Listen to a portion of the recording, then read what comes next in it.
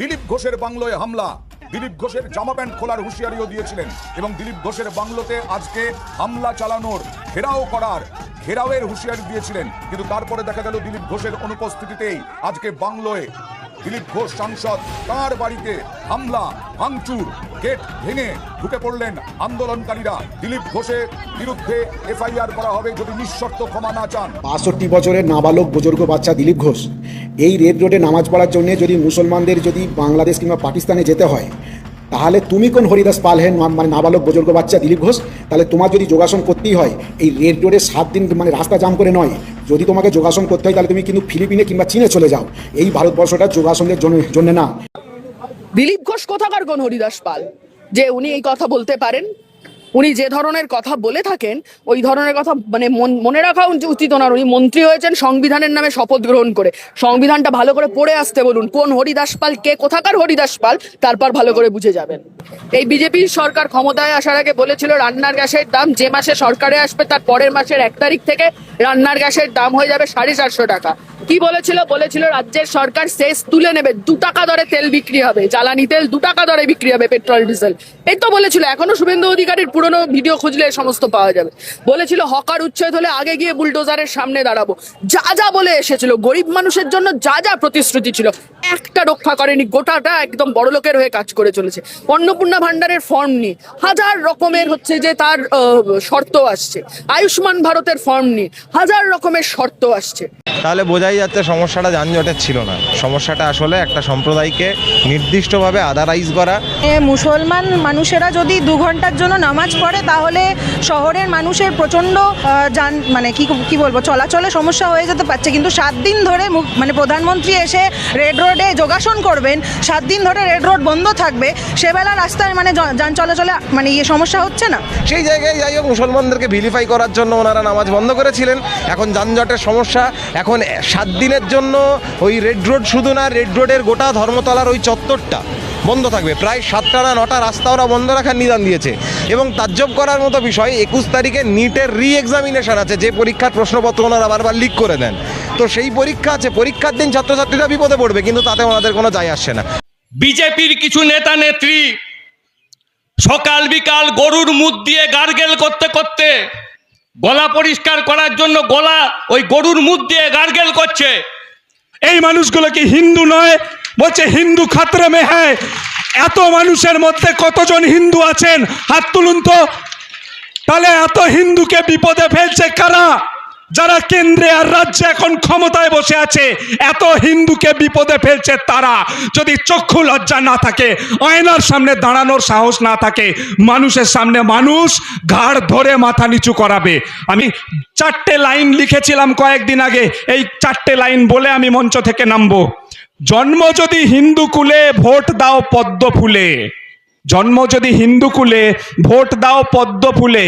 ভিক্ষা করেছি এসব বলে, আজ কি মনে রাখলে চলে? আদানি প্রভুর জুতো পেলে খুব চেটে নি নালে ঝোলে। দিলীপ ঘোষ কোথাকার কোন হরিদাস পাল যে উনি এই কথা বলতে পারেন? উনি যে ধরনের কথা বলে থাকেন ওই ধরনের কথা মানে মনে রাখা উচিত ওনার। উনি মন্ত্রী হয়েছেন সংবিধানের নামে শপথ গ্রহণ করে। সংবিধানটা ভালো করে পড়ে আসতে বলুন, কোন হরিদাস পাল, কে কোথাকার হরিদাস পাল, তারপর ভালো করে বুঝে যাবেন। এই বিজেপির সরকার ক্ষমতায় আসার আগে বলেছিল রান্নার গ্যাসের দাম যে মাসে সরকারে আসবে তার পরের মাসের 1 তারিখ থেকে রান্নার গ্যাসের দাম হয়ে যাবে 450 টাকা। কি বলেছিল রাজ্যের সরকার সেস তুলে নেবে, 2 টাকা দরে তেল বিক্রি হবে, জ্বালানি তেল 2 টাকা দরে বিক্রি হবে, পেট্রোল ডিজেল। এই তো বলেছিল। এখনো শুভেন্দু অধিকারীর পুরনো ভিডিও খুঁজলে সমস্ত পাওয়া যাবে। বলেছিল হকার উচ্ছেদ হলে আগে গিয়ে বুলডোজারের সামনে দাঁড়াবো।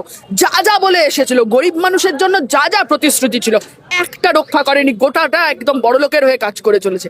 অন্নপূর্ণা ভান্ডারের ফর্ম নিয়ে হাজার রকমের হচ্ছে যে তার শর্ত আসছে। আয়ুষ্মান ভারতের ফর্ম নিয়ে হাজার রকমের শর্ত আসছে। যা বলেছিল এক কথা বলে ওরা ক্ষমতায় এসছে, ক্ষমতায় আসার পরে দাঁড়িয়ে দুর্নীতির অজুহাত দিয়ে আসলে সাধারণ গরিব মানুষকে নানান শর্তে বেঁধে বাদ দিতে চাইছে। সাধারণ মানুষকে সরকারি সুযোগ সুবিধা থেকে বাদ দেওয়ার কাজ করে যাচ্ছে। এর বিরুদ্ধে দাঁড়িয়ে আমরা সর্বত্র কথা বলছি। এসআইআর আমরা দেখেছি লজিক্যাল ডিসক্রিপেন্সির নামে প্রচুর মানুষকে বাদ দেওয়া হয়েছে। এই যে কেন্দ্রে দাঁড়িয়ে কথা বলছে, এই ব্লকে 27 লক্ষ মানুষের নাম বাদ গেছে, 27,000 মানুষের নাম বাদ গেছে। এই যে 27,000 মানুষের না 2,70,000 টোটাল ভোটার। হ্যাঁ, 27,000 মানুষের নাম বাদ গেছে। এই এত মানুষ কেন হচ্ছে যে থাকবেন? এবং এই মানুষের নাম বাদ যাওয়া মানেটা তো শুধু বাদ চলে গেল, পরে কখনো ভোটার লিস্টে উঠে আসবে সেটা নয়। আমরা দেখলাম এখন বলছে যে ওই ডিটেক্ট কে হচ্ছে যে বাদ পড়লো, তারপর তাকে দাঁড়িয়ে বলছে যে ডিটেক্ট করার পরে তুমি কি কি সুবিধা পাবে আর পাবে না সেগুলো নির্দিষ্ট করা হচ্ছে, সরকারি সুযোগ সুবিধা। এবং তারপর দাঁড়িয়ে বলা হচ্ছে যে ডিলিট করা হবে তোমার নাম, আর তারপর বলা হচ্ছে ডিপোর্ট করা হবে। ভারতবর্ষের সীমান্তে হিন্দু মুসলিম নির্বিশেষে এরকম প্রচুর মানুষ পড়ে রয়েছেন, মানে ওই দুটো দেশের মাঝখানে, যাদের দাঁড়িয়ে মানে মাথার ওপর ছাদ নেই, বৃষ্টি পড়ছে, বাচ্চা নিয়ে বয়স্ক মানুষ নিয়ে মানুষগুলো ওখানে পড়ে আছেন, বলছে আমাদের দেশ কোনটা, আমরা বাঁচতে চাই কোনো একটা দেশে আমাদেরকে নাও। এটা হচ্ছে যে আমাদের দেশের চেহারা এটা হতে পারে না। এটা রবি ঠাকুরের দেশ, দিবে আর নিবে, মিলাবে মিলিবে, যাবে না ফিরে। সেই দেশে দাঁড়িয়ে কখনো এইভাবে আমাদের গণতান্ত্রিক অধিকারকে, আমাদের যে রাষ্ট্রের কাছ থেকে আমাদের যা যা সাধারণ নাগরিকের পাওনা আছে সেই অধিকারকে কাটেল করা, এইভাবে একদম বড় লোকেদের জন্য সরকার তৈরি করা, সরকার পরিচালনা করা, এর বিরুদ্ধে দাঁড়িয়ে সিপিআইএম গোটা রাজ্য জুড়ে লড়ছে। না, দেখা যাচ্ছে সাধারণ মানুষ তৃণমূলকে ভরসা করে না, বিজেপিকে ভরসা করে না, তাহলে ভরসা কাদের প্রতি করবে? বামেদের উপরে ভরসা রাখবে? ভরসা বাড়ছে, আমি তো আজকে মিটিং এ সে কথাই বললাম। আপনি ভেবে দেখুন তো, আজকে থেকে 3 মাস 4 মাস 5 মাস আগেও এখানের মিটিং এ এত লোক আমাদের আসতো পলাশদা? এত মানুষ আমাদের এই এলাকাতে মিটিং করতে পারতাম না আমরা। সাধারণ মানুষের সমর্থন সহযোগিতা ছাড়া আজকে আমরা না পার্টি অফিস খুলতে পারতাম, না আমরা আজকে মিটিং করতে পারতাম। সাধারণ মানুষের সমস্যা নিয়ে ধারাবাহিকভাবে কথা বলা, এইটার ফলে সাধারণ মানুষ আমাদের সঙ্গে আছেন, আরো আসছেন, ভরসা বাড়ছে। আরএসএস এর আসল লক্ষ্যটা তো হচ্ছে যে সংবিধান পরিবর্তন। এই সংবিধান পরিবর্তনের লক্ষ্যে সমস্ত করছে। হরিদাস পাল মানে দিলীপ ঘোষ কোন হরিদাস পাল এসব কথা বলার জন্য? দিলীপ ঘোষ কোথাকার কোন হরিদাস পাল যে উনি এই কথা বলতে পারেন? উনি যে ধরনের কথা বলে থাকেন ওই ধরনের কথা মানে মনে রাখা উচিত ওনার। উনি মন্ত্রী হয়েছেন সংবিধানের নামে শপথ গ্রহণ করে।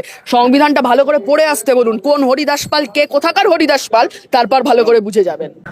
2016 সালে আমাদের এই পার্টি অফিসটা হাতছাড়া হয়, পার্টি অফিস ভাঙচুর হয়, পার্টি অফিসের মধ্যে বোম মারা হয়, পার্টি অফিসটা ক্ষতিগ্রস্ত হয়। ভারতবর্ষ একটা সেকুলার ভারতবর্ষ, একটা বহুত্বের ভারতবর্ষের পক্ষে যে মুসলমানরা দাঁড়িয়েছিল তাদের নামাজের জায়গা ছিল রেড রোড। এইটাই ছিল ওই জায়গায় নামাজের ঐতিহাসিক গুরুত্ব। এখন যাই হোক, সেই সব তো ইতিহাসের তো এনারা ধার ধারেন না, ইতিহাসটাকে একেবারে নষ্ট করে দিতে চান। রাস্তাটা সমস্ত মানুষের, এই রাজপথ সমস্ত মানুষের জন্যই এই রাজপথ খোলা রাখা দরকার আছে। সেইটাকে অন্যরকমভাবে ন্যারেটিভ তৈরি করে চালানোর এবং একটা স্পেসিফিক ধর্মকে নিয়ে ঘৃণার পরিস্থিতি তৈরি করার চেষ্টা যারা করছে তারা আসলে সাম্প্রদায়িক দাঙ্গাকে উস্কে দিতে চাইছে এই রাজ্যে, এটাই আমরা মনে করছি। হচ্ছে বেকারত্ব বাড়ছে, বৈষম্য বাড়ছে, মানুষের মধ্যে ক্ষুধা বাড়ছে, অনাহার বাড়ছে, গরিব মানুষের পেটের উপর দিয়ে বুল্ডোজার চলছে।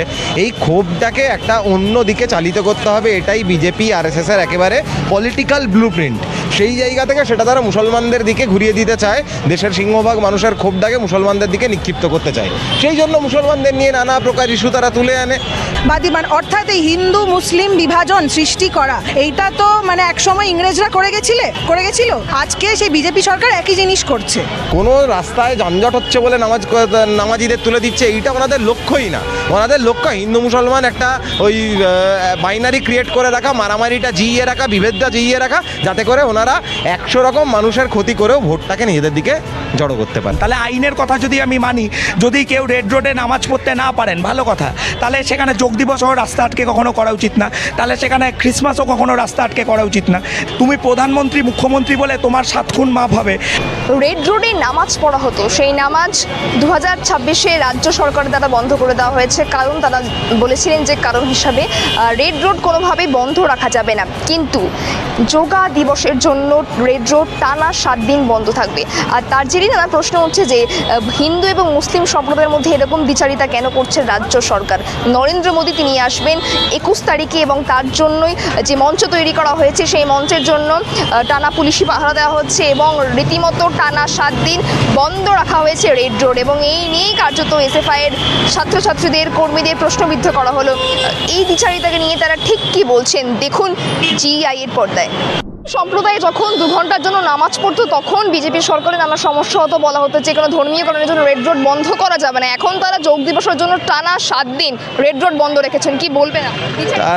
তাহলে বোঝাই যাচ্ছে সমস্যাটা যানজটের ছিল না, সমস্যাটা আসলে একটা সম্প্রদায়কে নির্দিষ্টভাবে আদারাইজ করা।